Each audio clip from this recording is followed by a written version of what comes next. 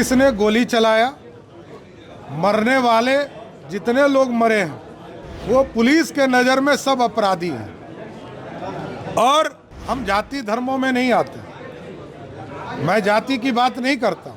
अपराधी जो भी है उसको मरना होगा और उसको पुलिस ठोकती रहेगी। अपराधी आपस में लड़ रहे हैं तो ये मरेंगे कटेंगे, लेकिन पुलिस अपना काम करेगी। नमस्कार, दर्श न्यूज देख रहे हैं आप और मैं हूं आपके साथ दक्षा प्रिया। बिहार के डिप्टी सीएम सम्राट चौधरी ने अपराधियों को लेकर एक बार फिर से बड़ा बयान दे दिया है। उन्होंने कहा है कि अपराधी ठोके जाएंगे। अगर अपराध करेंगे, इस तरह का जघन्य अपराध अगर होता है तो उन्हें ठोक दिया जाएगा। दरअसल पत्रकारों ने सवाल किया कि जिस तरीके से आरा में अंधाधुंध फायरिंग हुई, जिसके बाद गोलियां चली और गोलियां चलने के बाद 3 लोगों की मौत हुई और 4 लोग घायल भी हो गए। अब तेजस्वी यादव बीती रात वहां पहुंचे थे और तेजस्वी यादव ने सरकार पर गंभीर आरोप लगाया। उन्होंने कहा कि जो 2 डिप्टी सीएम हैं उनके खासम खास उनके करीबी आदमी है जिन्होंने फायरिंग की है और गोली चलाई है और सत्ता का संरक्षण उन्हें मिला हुआ है। जिसके बाद सम्राट चौधरी का ये बयान सामने आया है। क्या कुछ कहते नजर आ रहे हैं बिहार के डिप्टी सीएम सम्राट चौधरी, आइए आपको सुनाते हैं।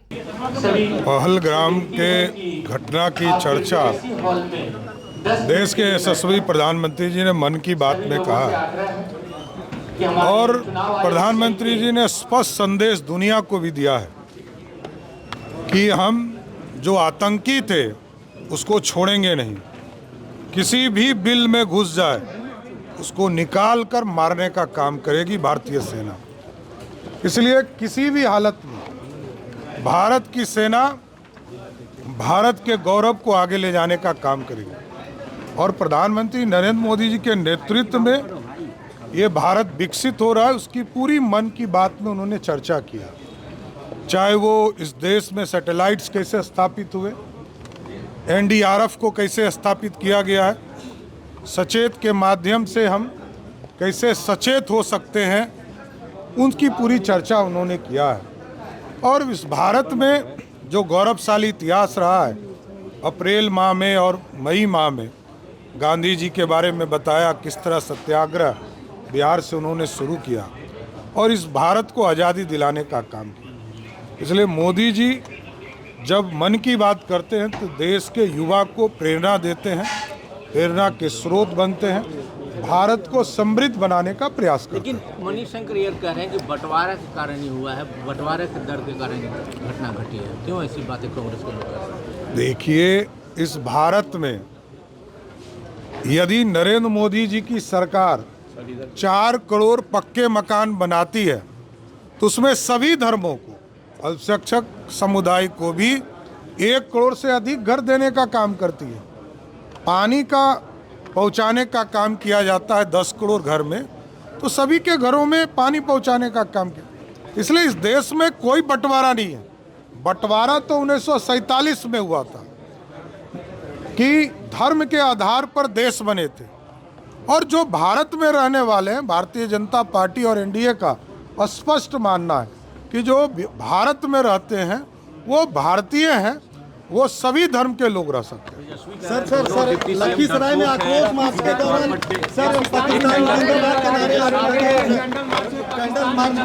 देखिए, कैंडल मार्च और आज भारत को एक होने की जरूरत है। ये धर्म में बटा हुआ देश नहीं है, सब एक है और पूरा भारत मिलकर आतंकियों से लड़ने का काम करेगा, यह स्पष्ट है। तेजस्वी यादव कह रहे हैं कि दोनों डिप्टी सीएम डरपोक हैं, एक सैंडर पर पोस्ट करके आरा गए थे, एक ही परिवार के 3 लोगों की हत्या कर दी गई, अपराध बढ़ गया। ये तमाम चीजों को लेकर स्वाभाविक है, उनके पिताजी ने अराजकता फैलाया बिहार में।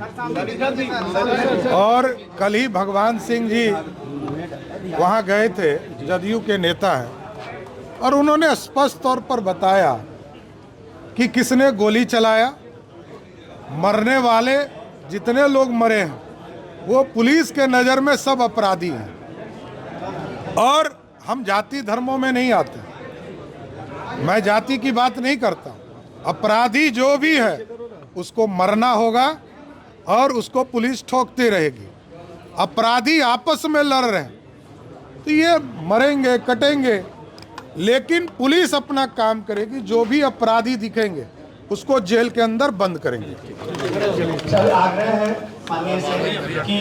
तो सुना आपने किस तरीके से सम्राट चौधरी साफ कह रहे हैं कि अपराधी ठोके जाएंगे। वहीं आज मन की बात कार्यक्रम प्रधानमंत्री नरेंद्र मोदी का था, जिसमें उन्होंने पहलगाम की घटना पर भी बात की। उन्होंने कहा कि बदला लिया जाएगा और किसी को भी बख्शा नहीं जाएगा। उसको भी लेकर के क्या कुछ कहते नजर आए बिहार के डिप्टी सीएम सम्राट चौधरी, आप सुन रहे थे दर्श न्यूज में। फिलहाल के लिए इतना ही। बने रहिए हमारे साथ देश और दुनिया की तमाम खबरों के लिए। धन्यवाद।